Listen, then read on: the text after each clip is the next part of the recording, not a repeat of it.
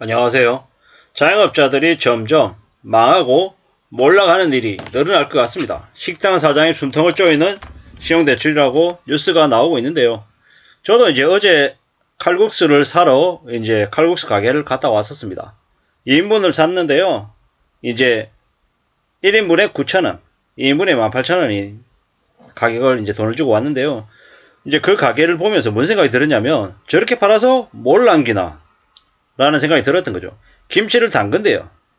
그리고 이제 그 칼국수에 들어가는 그 육수를 우려내는데 뭐 멸치나 아니면은 뭐 이래저래 원재료들 같은 것들을 자기들이 다 이렇게 새벽시장 가서 다 이렇게 사와서 이렇게 한다라고 하는데 품질이 너무 좋은 거예요. 물론 사먹는 저희들 입장에서야 되게 맛이 괜찮아서 사람들이 몰리는데 뭐 이래저래 밀가루 가격이나 이것저것 이렇게 따져보니까 남는 게 없을 것 같은 거죠. 정말 이렇게 좋은 마음으로 자영업 가게를 하시는 것 같은데 저렇게 해서 얼마나 남길까. 그 노부부 둘이서 이렇게 하시는 곳인데 참 쉽지 않겠다라는 생각이 들었습니다. 그래도 그 부채 없이 시작한 거면은 뭐 괜찮을 수 있을 것 같은데 만약에 빚을 져서라도 만약에 한 거다라고 하면 그 빚을 어떻게 갚을까. 이래저래 생각해 보니까 그냥 제 일이 아닌데도 그냥 깝깝하더라고요. 뭐 이제 그런 상황에 놓여 있는 가게들이 어떻게 한둘이겠냐라는 거죠. 엄청나게 많을 것 같습니다. 소상공인들 개인 시용 대출 뭐 연체가 계속 늘어나고 있답니다. 뭐 연체 이자율을 뭐 1% 감면해준다 어쩐다 이러는데 뭐 이러든 어쩌든 간에 매우 아마 적을 것 같습니다. 살아남을 수 있는 사람들은요. 점점 이제 대출 연체가 이제 심해지면서 문제가 된다라는 거죠. 뭐 대출 연체율이 역대 최저라고 얘기하지만 사실 좀 두고 봐야 되는 거죠. 왜겠습니까? 문재인 정부 때부터 해서 자영업자들 대출 원금하고 이자를 유예시켜 준 게 계속이잖아요.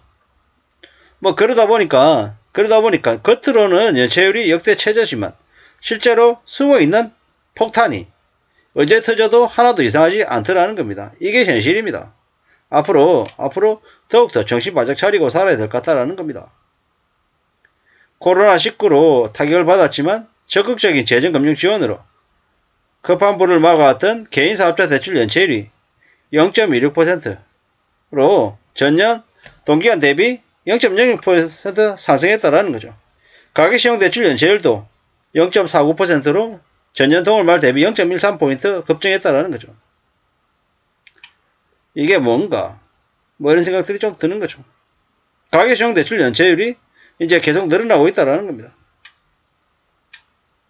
앞으로 은행권에는 건전성 확보 때문에 점점 더 대출을 줄이거나 아니면 이자율을 더 높이는 그런 상황들도 아마 생길 것 같습니다. 뭐 이러다 보면은 어떻게 됩니까? 감당 못하는 사람들이 점점 더 늘어날 거다라는 거죠.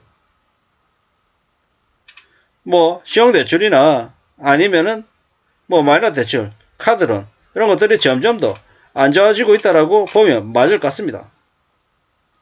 단순한 고금리 때문이 아니라 그동안에 너무 많은 대출 권하는 분위기들 때문에 막장이 됐다라고 본다라는 거죠. 호구한 날 자영업자 지원한다 어쩐다 이러지만 월급쟁이들은 그냥 죽으라는 거냐 이런 댓글도 지금 보이고 있는 것 같습니다. 참 많은 생각들이 들죠. 많은 고민들도 듭니다. 자영업자들이 앞으로는 많이 줄어들 것 같습니다. 왜냐? 뭐 칼국수를 말씀을 드렸는데 나중에 시간이 지나서 뭐 가격이 원재료가가 오른다고 칼국수 15,000원에 팔 수 있냐고요. 칼국수 18,000원에 팔 수 있냐고요.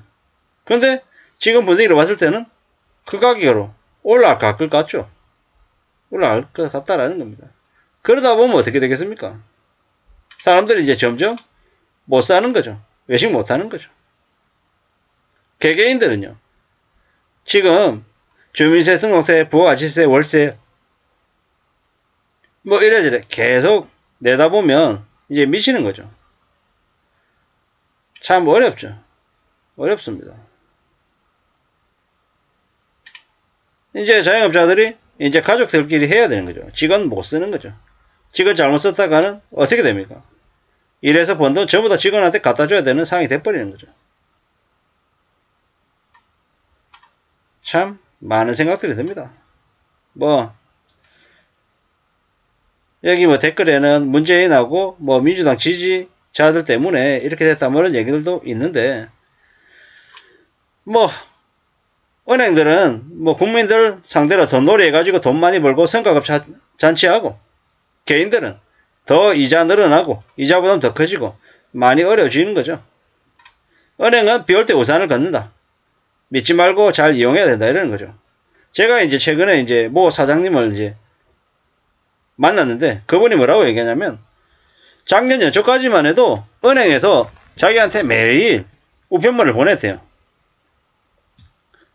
돈 좀 쓰라고. 그래서 이제 가서 이제 전화로 이제 얘기했대요. 얼마 정도 쓰면 되냐. 그 당시에 한 5천만 원 정도 빌리려고 한다라고 하니까 그 은행에서 자기들은 그런 소액은 관련 안 한다고. 최소 2, 3억 이상은 돼야 이렇게 거래할 수 있습니다. 이렇게 얘기하더랍니다.